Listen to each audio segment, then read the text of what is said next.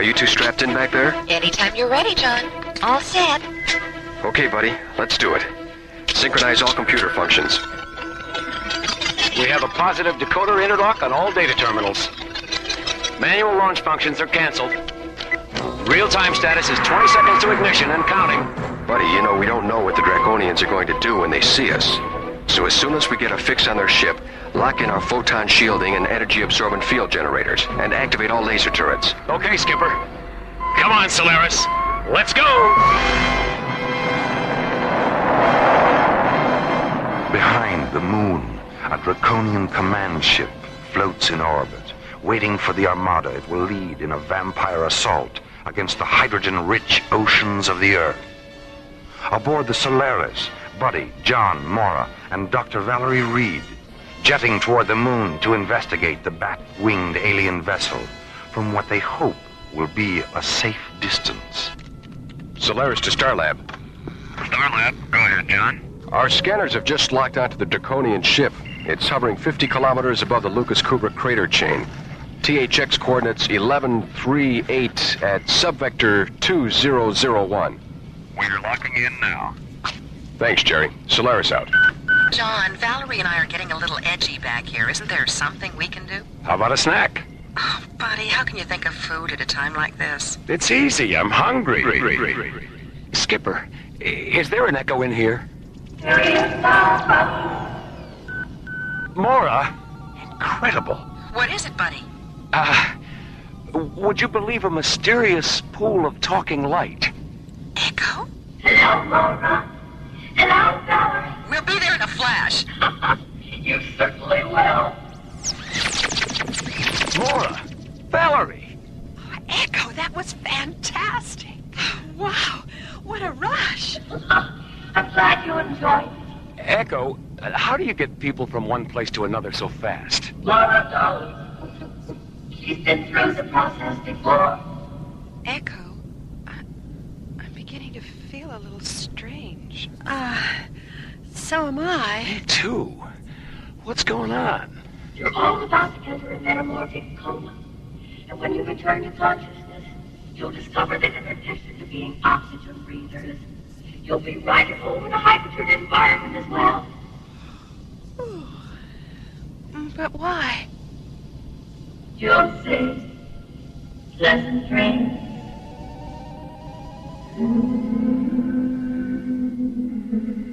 In The Rime of the Ancient Mariner, Samuel Coleridge writes, "O sleep, it is a gentle thing, beloved from pole to pole. She sent the gentle sleep from heaven that slid into my soul." A poem from the distant past, perfectly echoing the deep metamorphic future sleep that silently enfolds Mora, John, Buddy, and Valerie on the extraterrestrial frontier of an alien world.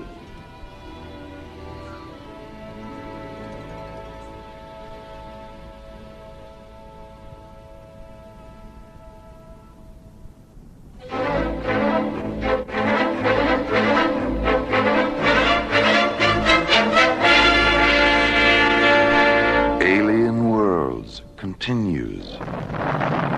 The Solaris rockets toward the dark side of the moon to investigate the Draconian vampire ship. 8 minutes away from visual contact with the alien vessel, Echo, the Keeper of Eight, materializes and subjects Mora, John, Buddy, and Dr. Valerie Reed to molecular transmutation. A few moments later, they fall into a deep metamorphic coma that will radically alter their cellular pathology and body chemistry. A transcendental sleep from which they will awaken with the ability to breathe lethal hydrogen.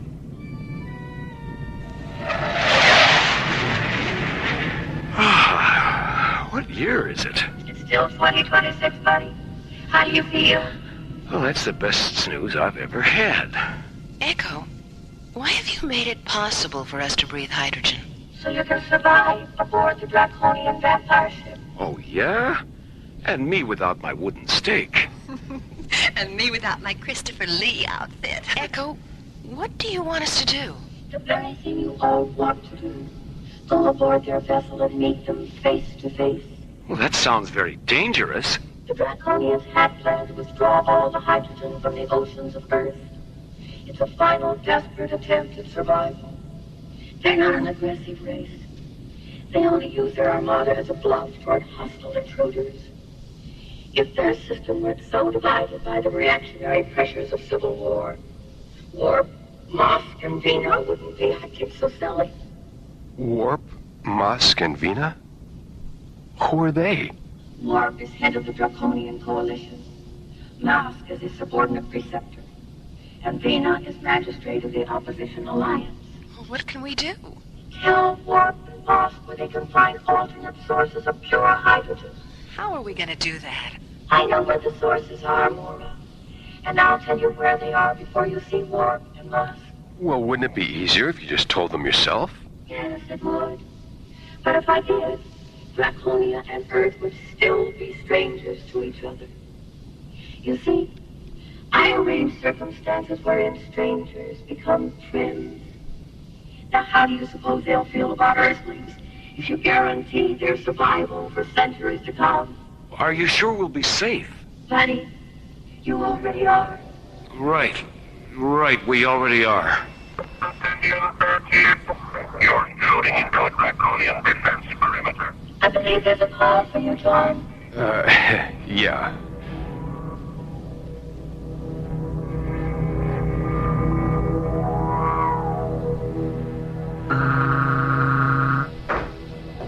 With your permission, my lord. My time is yours, Musk. The Earth vessel is holding its position. Is it a fighting ship? Yes, my lord. 5 binary laser turrets and an ancillary system of particle beam injectors. Then our destruction is a certainty. The Earthlings don't wish to engage us, my lord. They've asked permission to come aboard. For what reason? They claim to have information that will ensure the survival of Draconia. Without going to war? Yes, my lord. Without going to war. What is your opinion, Musk? They know why we're here. They even know our names. Those 2 facts alone lead me to believe they've had a visitation from the Keeper. The Keeper wasn't always our enemy, Musk. Yes, my lord. Chaos. Desperation. Oh, this terrible civil war. We've gained more than we've lost, my lord. Yes, but our methods. Why were we so blind and arrogant, Musk? We should have begun our search for alternate sources of hydrogen half a century ago. Yes, we should have listened to the Keeper then. Perhaps the Earthlings are giving us one final chance to listen now. Have them come aboard, Musk. Yes, my lord.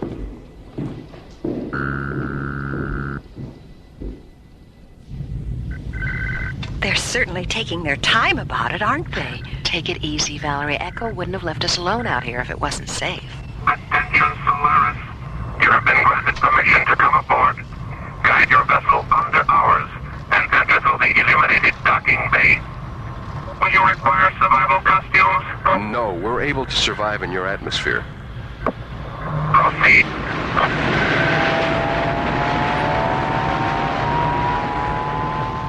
Firing the inertia rockets of the Solaris, John slowly guides the sleek white interceptor under the huge black Draconian ship and enters a docking bay illuminated with diffused violet light. As the shadow sentries stand silent, Mora, Buddy, John, and Valerie move into the airlock of the Solaris.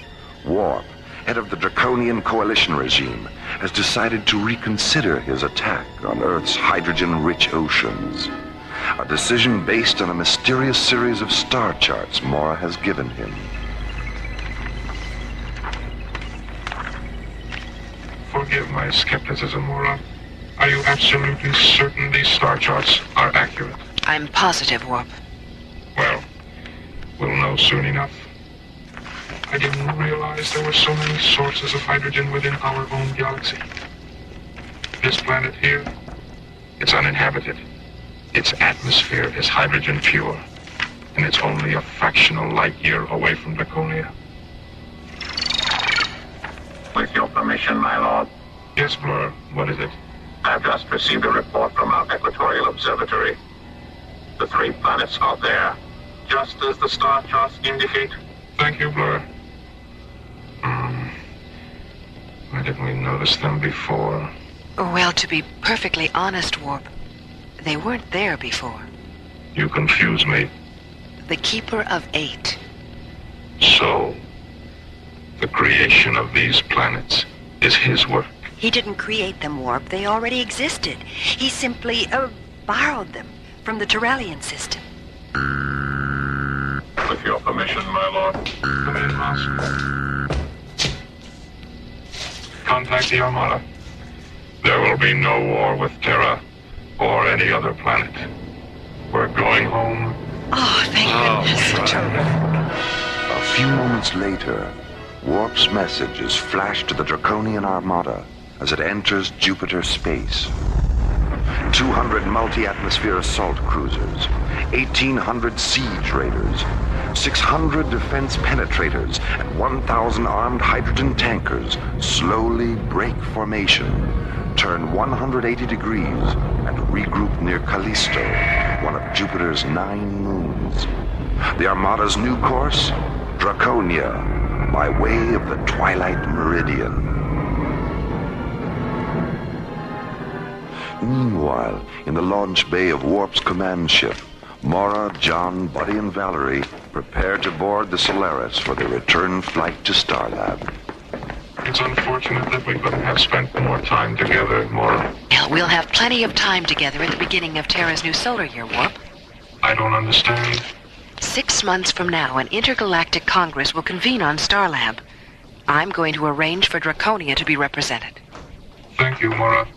I only hope My lord, Mask. What's wrong? a communique from the Armada. As it was leaving Jupiter space, it passed a flight of Opposition Alliance tankers and siege raiders. Vina is proceeding with the assault on Terra. Wasn't she told the Keeper has provided? She dismissed the information as a deceit tactic to prevent her from reaching Terra before we do. Then it looks like we're right back where we started. Buddy, where are you going? To use the radio in the Solaris. Somebody has to tell Stargazer to scramble those interceptors. That's my boy. Pilots and crews, attention. This is a priority combat alert. Launch factor, red. Rendezvous with Solaris at THX coordinates 1138, subvector 2001. As 3 squadrons of SET interceptors bank away from Stargazer and jet toward the dark side of the moon, John, Buddy, and Warp board the Solaris and blast out of the Draconian command ship's launch bay. The guidance thrusters on all our ships are located in outboard wing pods. By disabling any 2 pods on either wing, the ship will be unable to maneuver and will be forced to withdraw from combat. SET leader to Solaris, we have you inside, over. Max, is that you? Interested, John? What's happening? There's a flight of Draconian ships between Jupiter and Mars. Subvector coordinates 047. Target grid Alpha 9 or 6. Attack pattern Omega Blue. Now this is a non-lethal engagement, Max. Direct your fire at their wing pods only. Roger, wing pods only. Okay, let's go.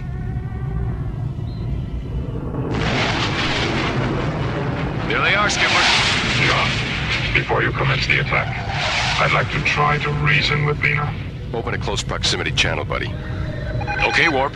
Go ahead. Vina, can you hear me? I hear you, Warp. The Keeper has placed infinite sources of hydrogen in our galaxy. You believed me before, Warp. Vina, this is Captain John Graydon, commander of Earthship Solaris. Warp is telling you the truth. Have you formed an alliance with Warp, Captain? Not just with Warp, with all Draconians. Warp doesn't represent all Draconians. I'm leading my ships to Terra. Solaris to SCT leader, over. Go ahead, Solaris. take Blue Squadron in over the tankers. Will do, John. Skip, we got a bogey at 2 o'clock. Yellow Squadron, circle the perimeter of the tanker formation and watch for targets of opportunity. Roger. Red Squadron, behind us, 2 by 2. Roger. Remember, wing pods only. Let's go.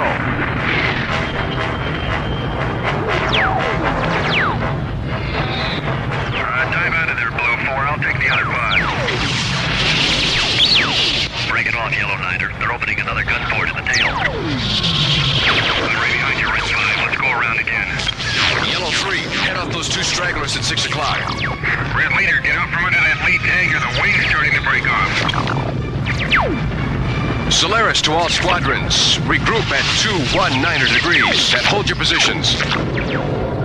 I got a scope on it, Skip. How's it look, buddy? Hard to tell. There's a lot of wing debris floating around out there. Alvina is now ready to listen to reason.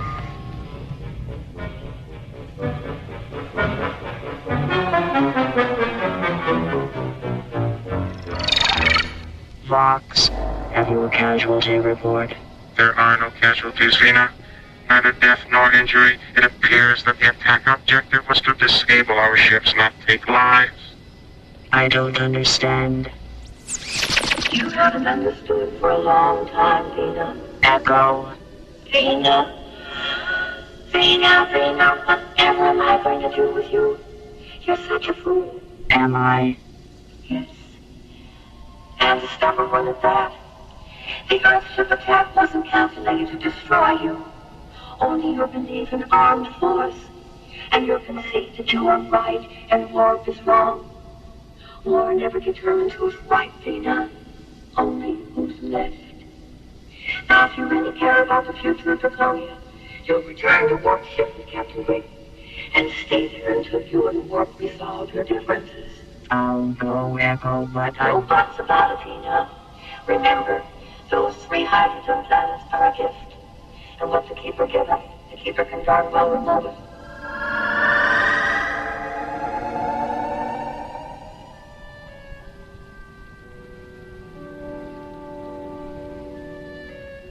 You mean you've been trying to get these 2 together for 50 years? That's right, Nora.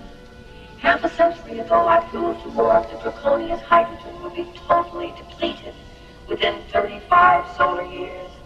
He said that was more than enough time to find alternate hydrogen sources and went on about his business.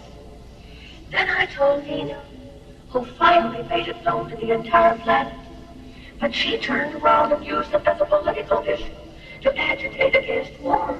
How many times over the past 50 years have you tried to bring them together? I lost count, John, which for me isn't easy.